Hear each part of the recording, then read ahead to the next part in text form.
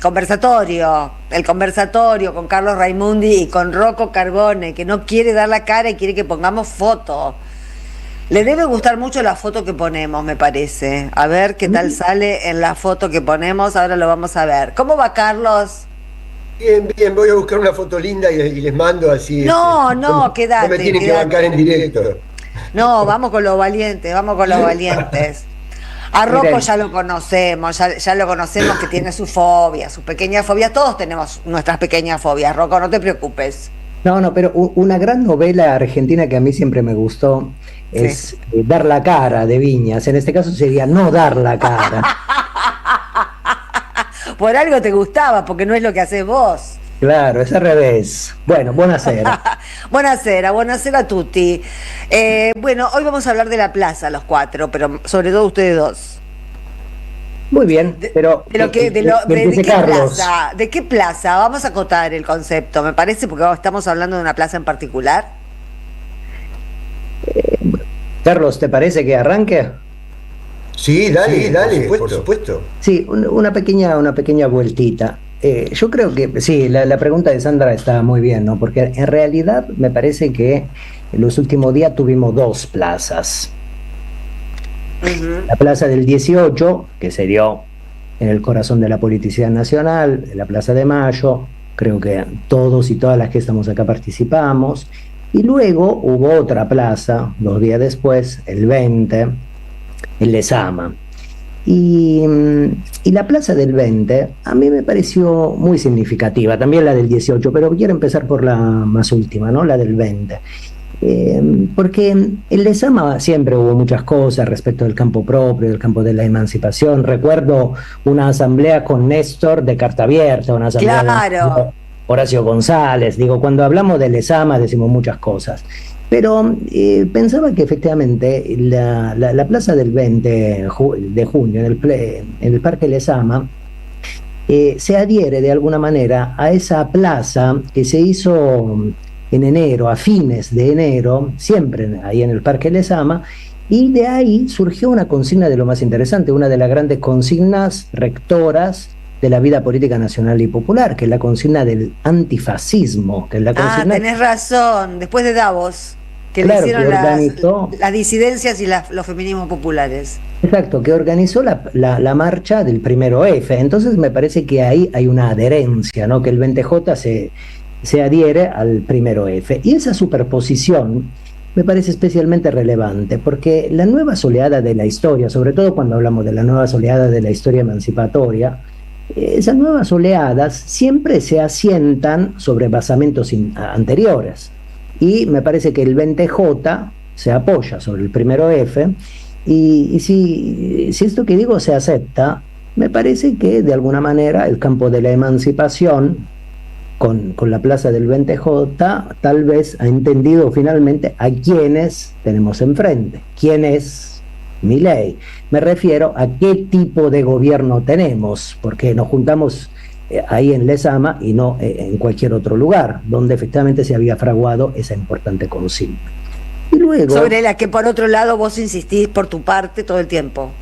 Sí, somos varios. Yo también.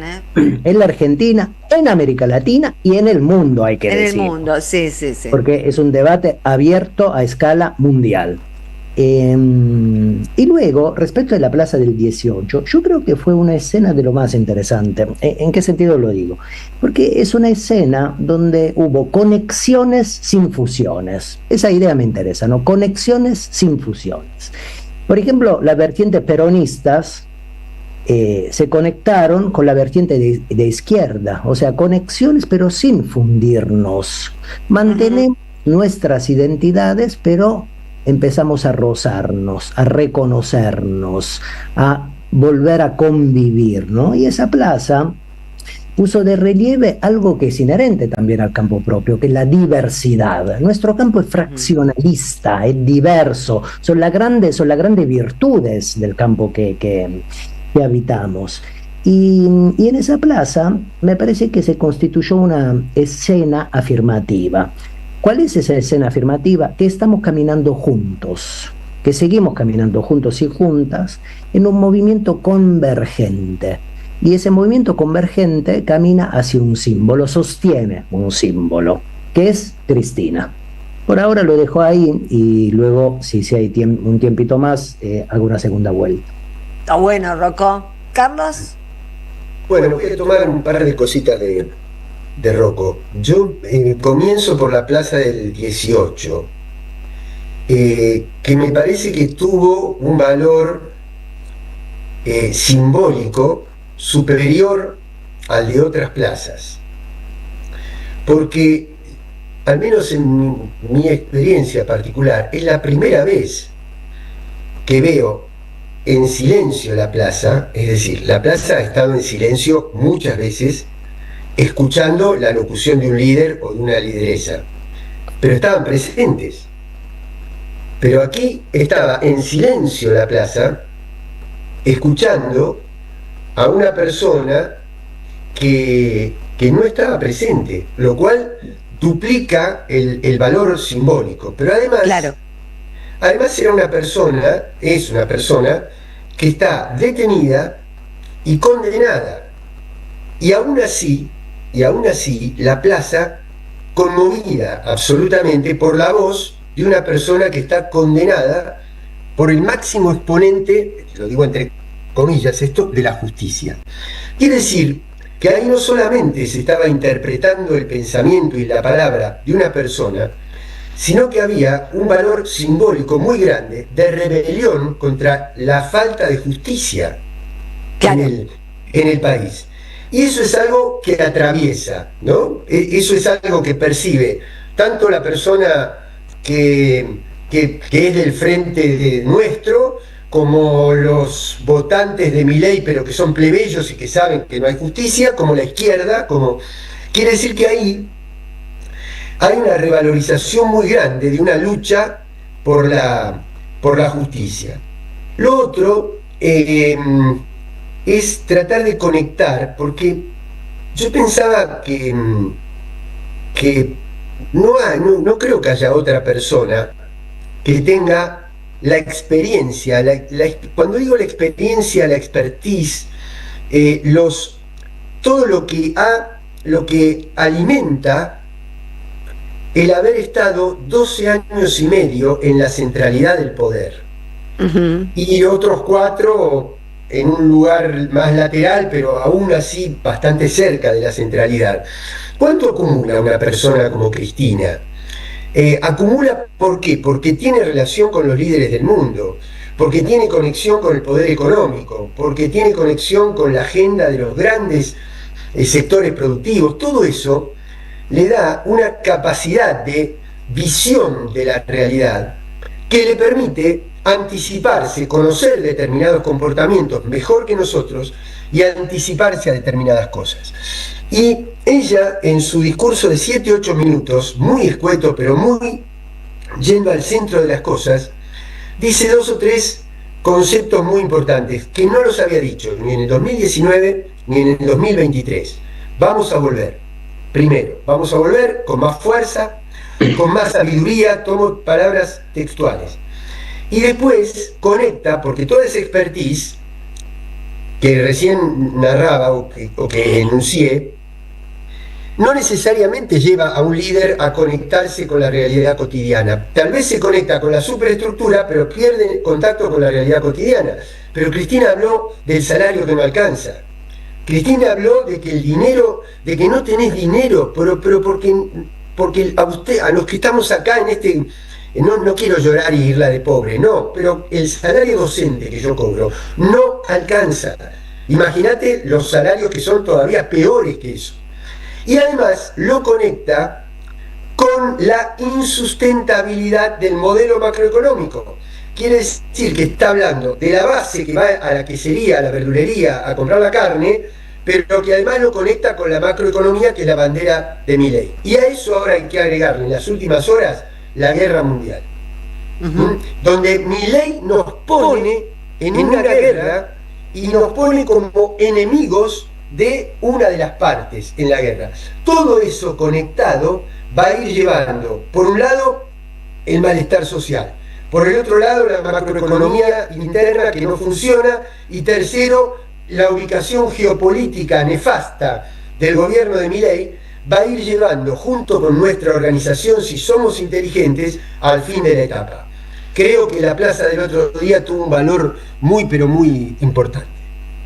Estabas hablando de la del 18. El ¿no? 18, pero hay una continuidad, son acumulativas las plazas, no hay plazas escindidas, sino que una existe porque existió otra antes y es el prolegómeno de que exista la otra después. Si somos inteligentes, cada plaza va a ser mejor. Cuando digo plaza, cuando digo movilización, no estoy diciendo que tenemos que hacer una concentración de 500.000 personas cada 15 días.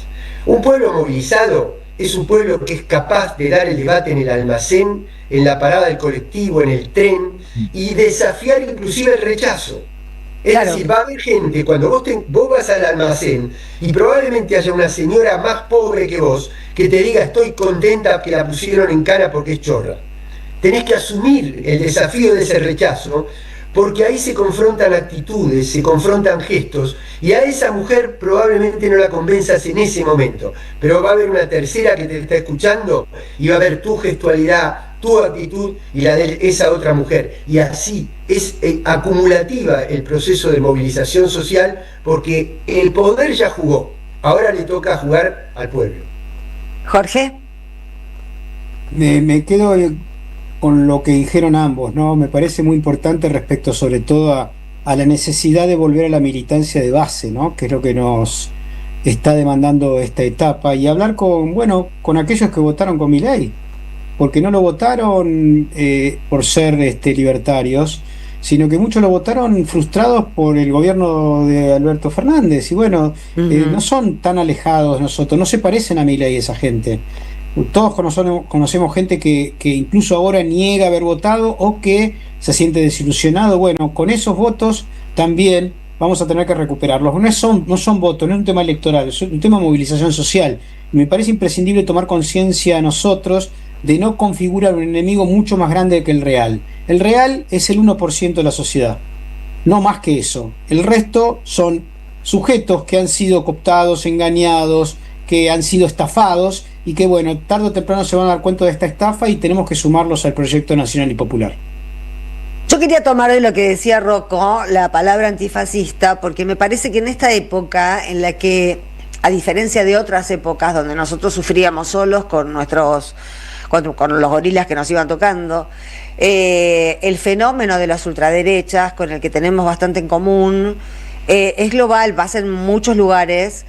Y me parece que el antifascismo es lo que nos puede unir a esas luchas, porque las particularidades de cada país son las particularidades de cada país, pero en muchos países se reconoce el término neofascismo ahora por estas nuevas ultraderechas, y me parece que eso ayuda a que estas personas que no terminan de entender cuál es la lógica del poder, cuando lo ven reflejado en otro país, nosotros pasamos muchos testimonios de dirigentes españoles, por ejemplo, que lo que describen podríamos estar describiéndolo nosotros hablando de Milei, pero ellos están hablando de Vox, o los norteamericanos que hablan contra Trump. En realidad estamos diciendo lo mismo. Entonces esa fuerza global hay que usarla también.